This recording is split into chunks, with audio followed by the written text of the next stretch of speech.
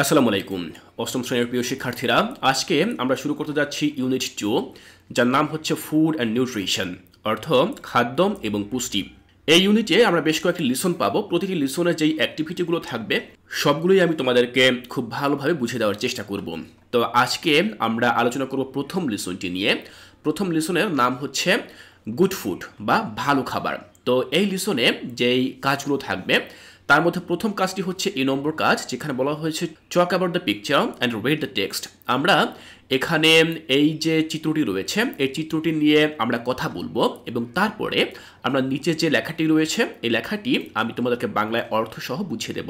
আমরা দেখতে পাচ্ছি একজন ক্লাস টিচার, তিনি তার সামনে যে শিক্ষার্থীরা রয়েছেন তাদেরকে তিনি পড়াচ্ছেন। কি বিষয় নিয়ে পড়াচ্ছেন আমরা তার পেছনে একটি বোর্ডে দেখতে পাচ্ছি বিভিন্ন খাবারের ছবি দেওয়া রয়েছে।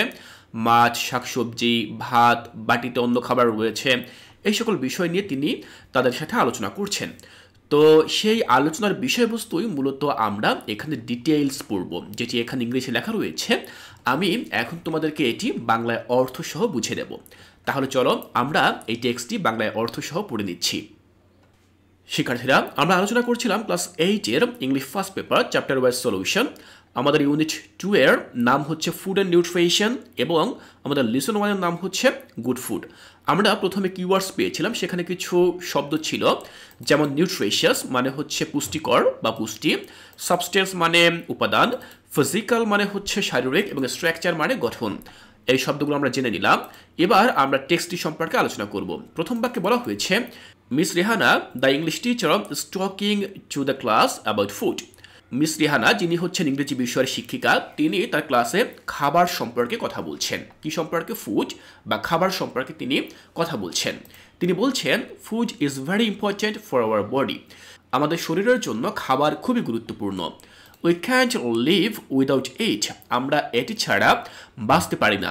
So you must always have good food. সুতরাং তোমাকে সর্বদা ভালো খাবার খেতে হবে। তিনি এটা বললেন যে খাবার আমাদের শরীরের জন্য বা আমাদের বডির জন্য খুবই গুরুত্বপূর্ণ, আমরা এটি ছাড়া বাঁচতে পারি না। আর এজন্য আমাদের অবশ্যই ভালো খাবার খেতে হবে। শুধু খাবার খেলেই হবে না, সেটি হতে হবে গুড ফুড, ভালো খাবার। তখন দেখো স্টুডেন্টরা তারা জিজ্ঞেস করছে যে what is good food teacher. তারা বলছে যে ম্যাডাম গুড ফুড বা ভালো খাবার আসলে ঠিক কি? আস্ক স্টুডেন্ট, সেই শিক্ষার্থীরা জিজ্ঞাসা করলো যে ভালো খাবার ঠিক কি? তখন দেখো ম্যাডাম অ্যান্সার দিলেন যে good food means the right kind of food for good health. Good food মানে হচ্ছে ভালো স্বাস্থ্যের জন্য সঠিক ধরনের খাবার। তোমরা ডেফিনেশনটা এখান থেকে মনে রাখবে যে good food means the right kind of food for good health, অর্থাৎ ভালো স্বাস্থ্যের জন্য সঠিক ধরনের খাবারই হচ্ছে ভালো খাবার বা good food. Says Mrs Rehana. Mrs Rehana এটা বললেন। ইট ইজ নিউট্রিশিয়াস, এটা হচ্ছে পুষ্টিকর খাবার। It must contain natural substances that our body needs to grow properly and stay healthy. এই যে খাবার অর্থাৎ গুড ফুড, এটাতে মাস্ট কনটেইন, এটাতে অবশ্যই থাকবে ন্যাচারাল সাবস্টেন্সেস অর্থাৎ বিভিন্ন প্রাকৃতিক পদার্থ, দ্যাট আওয়ার বডি নিডস, যেটা কিনা আমাদের শরীরের জন্য প্রয়োজন, to grow properly and stay healthy, অর্থাৎ শরীরটা ভালোভাবে গ্রো হওয়ার জন্য বা বেড়ে ওঠার জন্য, অ্যান্ড স্টে হেলদি এবং স্বাস্থ্যকর থাকার জন্য।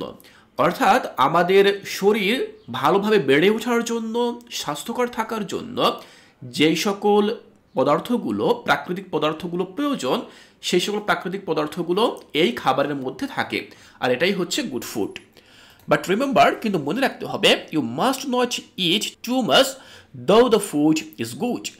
এখানে সেই টিচার তিনি কিন্তু আবার একটি সাবধানতাও বলে দিয়েছেন। সেটা কি? তোমাকে অবশ্যই মনে রাখতে হবে ইউ মাস্ট নট ইট, তুমি অবশ্যই খাবে না বা তোমার অবশ্যই খাওয়া উচিত হবে না টু মাচ, অর্থাৎ অনেক বেশি পরিমাণে তোমার খাওয়া উচিত হবে না, দো দ্য ফুড ইজ গুড, যদিও সেই খাবারটা ভালো হয়ে থাকে।